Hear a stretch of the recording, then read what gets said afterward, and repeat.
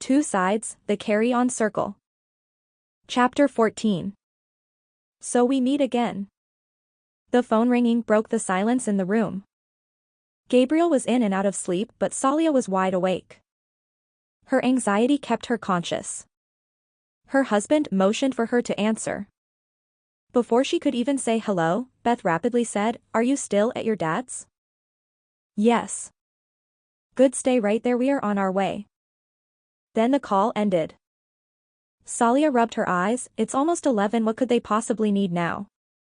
Just give them what they want, Salia. Her husband muttered. She asked, and what would that be? You already know. And you know how to reach him by cell. Okay, I'll call him and see if he answers. Antonio sat by himself on a vacant park bench. The fog could be seen through the dim street lamps. The world was still and at peace. He was officially on his own. He couldn't turn back to Tricky after he had abandoned him. He couldn't help but think they were supposed to be brothers. He couldn't turn back to his family because they abandoned him too. The people who I loved the most are no longer with me. The last time I talked to my dad, he informed me that he let my cousin go to jail. The last time I talked to my sister, she wanted no part of me. Who cares, right? I don't need them. I don't need anyone. I've been fighting this battle by myself and I've never had anyone be loyal to me. My heart aches for all the betrayal I've suffered. Just then something in his pocket buzzed. He pulled out his tiny phone to see Salia's number calling. He laughed and powered off the phone. They want to reach out now after they have wronged me. There is no way that's happening, he scoffed. Suddenly headlights shined in through the curtains. It's your decision what you want to do. I don't know why he isn't answering. Salia cried, there is nothing more I can do. Then the door opened. So we meet again, Scott said. Gabriel jumped up from his sleepy trance. Who is here? Relax, Gabriel, it's just us, Beth said in an annoyed tone. Any word from Antonio? Tim asked. Salia shook her head. I tried calling him and he didn't answer. Beth paused. Wait, what? You have contact with him? Salia looked to her husband for support. This is on you, he said. Salia nodded slightly. He has a trap phone that my dad has been in contact with. Other than that, he's always just reached out to me. Tears began to roll down her face. Scott, Beth, I'm being so truthful right now. I'm sorry I lied to protect him before. Please believe me now. If he doesn't come in tonight, you can arrest me. Beth sat down next to Salia. In a calm voice she said, okay, we aren't going to do that, but now we know that you're agreeing to help us. She agreed. Yes, it's the least I can do now.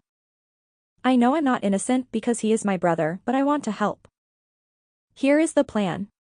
You are going to call him and in the most panicked voice say you can't go back to the ranch because Dad ratted it out to the bounty hunters, so you aren't safe there. Beth explained. But he isn't answering. Gabriel butted in. Yeah, he won't answer dash. Beth continued, then you repeatedly call him until he does answer. And leave voicemails so he believes this is real. Salia breathed deeply. Okay. Then what? I don't think this is going to work. Gabriel interrupted. Dad, please. Let them finish. Salia said. Scott chimed in. You're going to tell him that Scott and Beth just arrested Tricky and took him to jail so you can hide out here. If anyone finds out your dad ratted out their hiding spot, you're a dead man. I don't know if I can do this. It will be more believable coming from you than your dad. You can have that concern in your voice, Felicia said. Our final step is staging. We will have to scope out every possible area to make sure Antonio doesn't see us, but we can see his every move, Scott said. Plus we will have to stage you and your dad to make you guys look natural. Either way, once he's in the building he can't run anywhere, Justin said. All right, the boys and I will go scope out the whole complex and look for hiding spots while the girls sit here with Salia and feed her the script, Scott ordered. The minutes passed, which felt like hours. Antonio had no way to get back to the ranch, but at the same time he didn't want to. He was appreciating the solitude. It's almost like he felt his story coming to an end.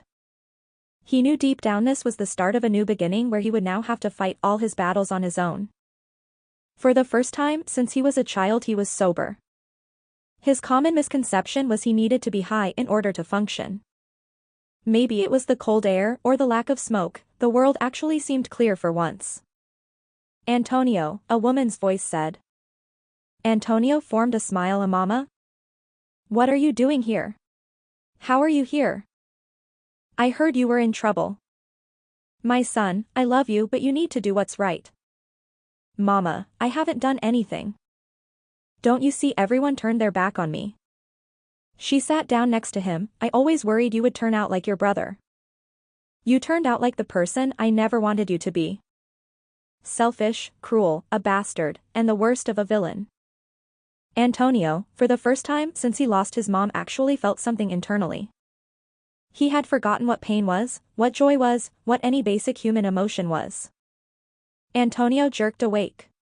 His clothes and the bench were covered in sweat.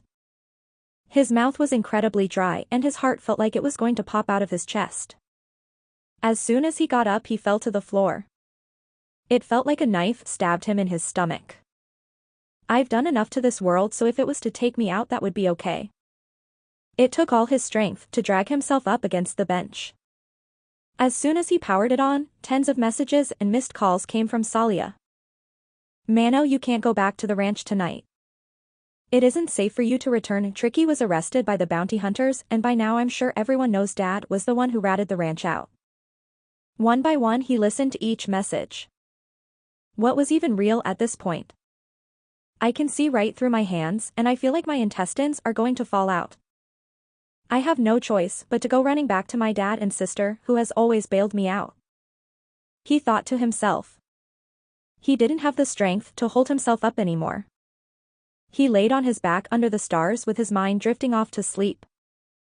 The phone remained in his hand and after a few minutes it buzzed again. Salia was calling again. Antonio could only lift his thumb, but this time there actually was an answer. Antonio? Salia said. He breathed heavily into the phone. Salia, I think I'm dying. What? She shouted, where are you? He didn't respond. Antonio, I'm not messing around, I will come get you. Just tell me where you are. The brightness of the phone blinded him as he checked to see the battery life. 1%. He muttered into the phone, I love you and tell Dad I love him too. No Antonio, I am not letting you do this. Think of all the people who still love you. Mom would want to see you live. Salia exclaimed. Antonio's eyes widened. He lifted his head to see an outline of a familiar building behind him. He stuttered, oh my God. Salia, I am already whore. What? She asked. Then the line disconnected. Damn it. Antonio shouted as he looked at the dead phone. My mom died, but why should I have to? He thought I have made a lot of wrongs, but it's time to fix those. He used all the strength he regained to pull himself to his feet. He stares intensely at the entrance of the condo complex. He had a feeling of it officially being the end. It's almost like he would step foot in his dad's house and die with the people he loves. He finally made it to the bottom of the staircase. He took a deep breath as he put one foot above the other. About halfway up he had to use his hands to crawl up the rest of the way. He was nose to nose with the door, back on his feet. Salia got up from the couch to welcome him in, but faster of the speed of light his life stopped. Freeze.